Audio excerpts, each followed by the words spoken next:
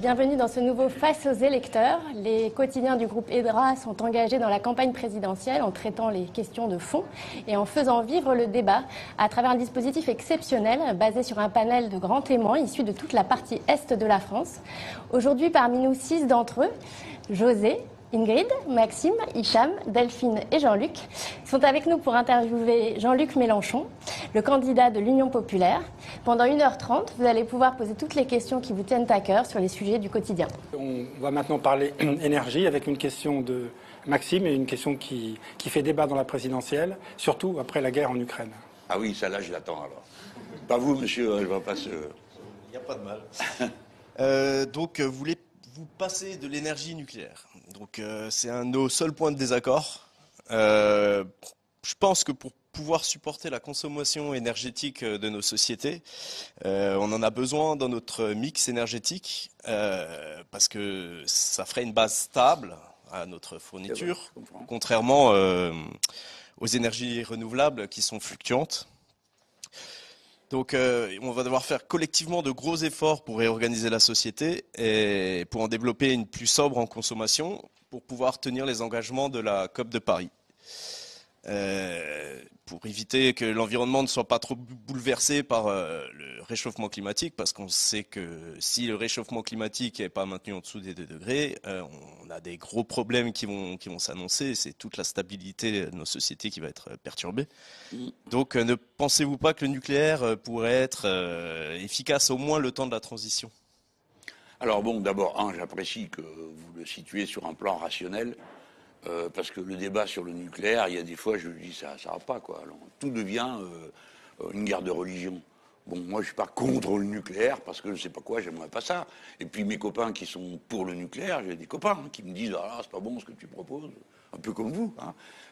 C'est pas parce qu'ils sont complètement évaporés, tout d'un coup, le nucléaire leur plairait. C'est qu'ils pensent que c'est rationnellement la bonne solution. Alors, il y a au moins un point sur lequel je vais être d'accord avec vous, c'est dire, dans la période de transition, évidemment qu'il ne peut pas être question d'arrêter les centrales. Enfin, comment on ferait ?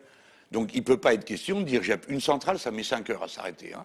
Donc, on pourrait dire, si on était fou, on arrête tout, quick, on appuie, 5 heures après, il n'y a plus de nucléaire. Il n'y a plus d'électricité non plus. Hein. Bon. Donc, moi, je ne peux pas vouloir une folie pareille. Donc, il s'agit de gérer le passage d'un point A à un point B, c'est-à-dire du nucléaire partout à du nucléaire nulle part. Alors, la première question, c'est est-ce que c'est possible ?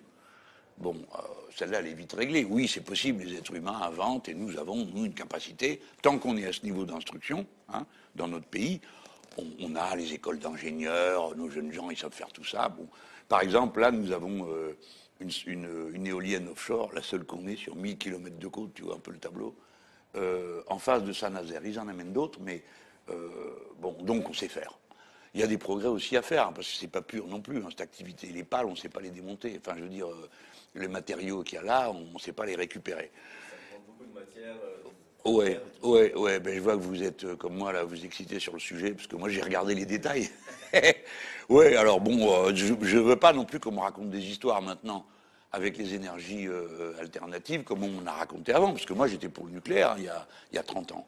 Je disais, mais qu'est-ce qui vous prend ? Enfin, quel est le problème ? C'est sûr. Maintenant, je suis revenu dessus, et puis beaucoup. D'abord parce que je me suis aperçu qu'on me mentait, même comme élu, quand j'ai voulu aller voir après Tchernobyl. Tchernobyl, ça m'a secoué. J'ai pas cru à leur histoire que le nuage s'arrêtait. Et bon, j'étais pro-nucléaire, donc je me dis, je pense que dans la vie, il faut s'interroger sur ces certitudes en béton, à intervalles réguliers. Donc moi, je me suis dit, je vais quand même aller voir. Je m'en vais voir la centrale de Nogent. Je peux vous dire que je suis reparti en courant, hein. Parce que j'ai réalisé le danger. Les gars qui sont là sont parfaits, les filles, ils font tous leur boulot bien. C'est pas ça qui est en cause. Mais c'est le risque.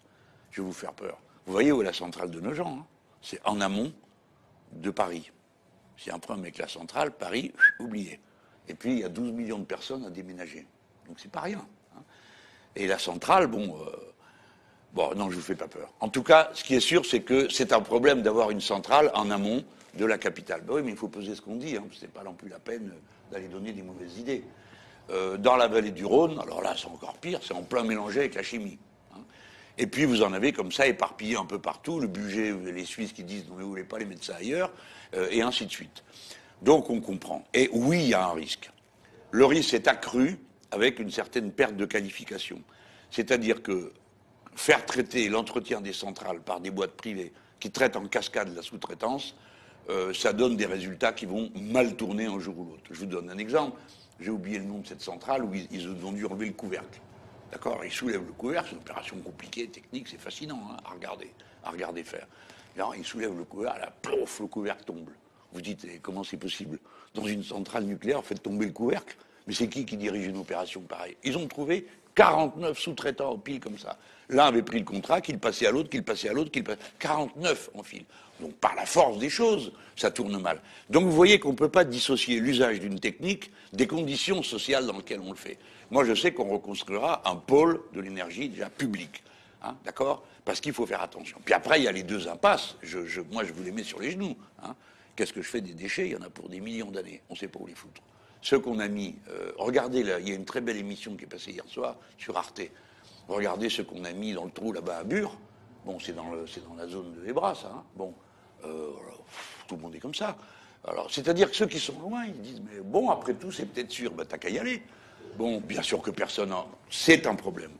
Et alors, le drame, moi j'en veux beaucoup à l'État pour ça. Il n'y a pas une équipe dans ce pays qui travaille, équipe de recherche fondamentale, hein, qui travaille sur le refroidissement des déchets. Je suis d'accord pour dire que c'est une question qui touche à l'intime de la matière. C'est le rayonnement. Il est possible que toute la réalité ne soit qu'un rayonnement. Donc je sais bien qu'on touche. Mais enfin, on a été capable d'inventer le CERN, on a été capable d'inventer des machines comme ça. Il y a quand même peut-être bien quelqu'un qui va finir par trouver comment on fait pour refroidir un déchet nucléaire, auquel cas on se revoit tous les deux, parce que le jour où on a trouvé la solution à ça, je pense qu'on aura déjà considérablement fait avancer le problème. Un, les déchets. 3, pardon, c'est vous qui avez commencé comme ça, avec l'Ukraine, et on me dit, ça change la situation. Bah oui, ça la change, c'est pire qu'avant.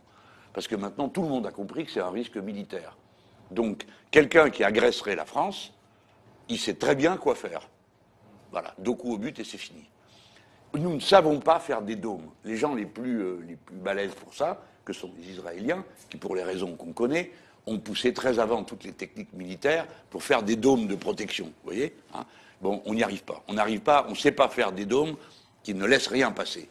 Donc, moi, je vous dis, d'homme, c'est en danger. Qu'est-ce que je fais? Si vous êtes jardinier, vous dites, bah, débrouille-toi, si t'as qu'à voulu être président.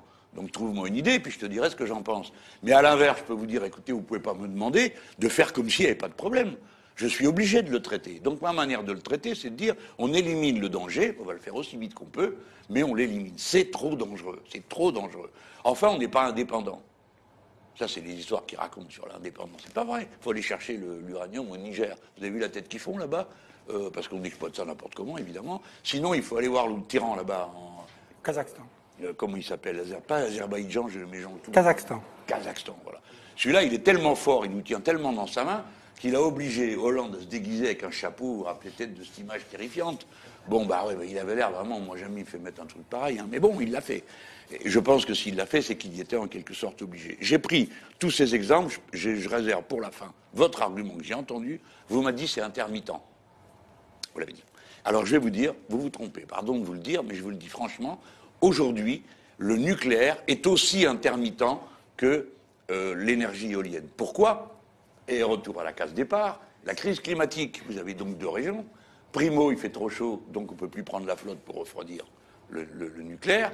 40% des cours d'eau sont en eau basse. Là, normalement, nous avons déjà des départements entiers qui sont en détresse hydraulique. Donc la crise climatique, 1, elle est commencée, 2, elle est irréversible, 3, elle tape d'abord sur l'eau. Je vais en reparler à Toulouse, le caractère central de la crise de l'eau. Donc ils sont devenus intermittents. Là, vous avez la moitié des centrales qui sont à l'arrêt.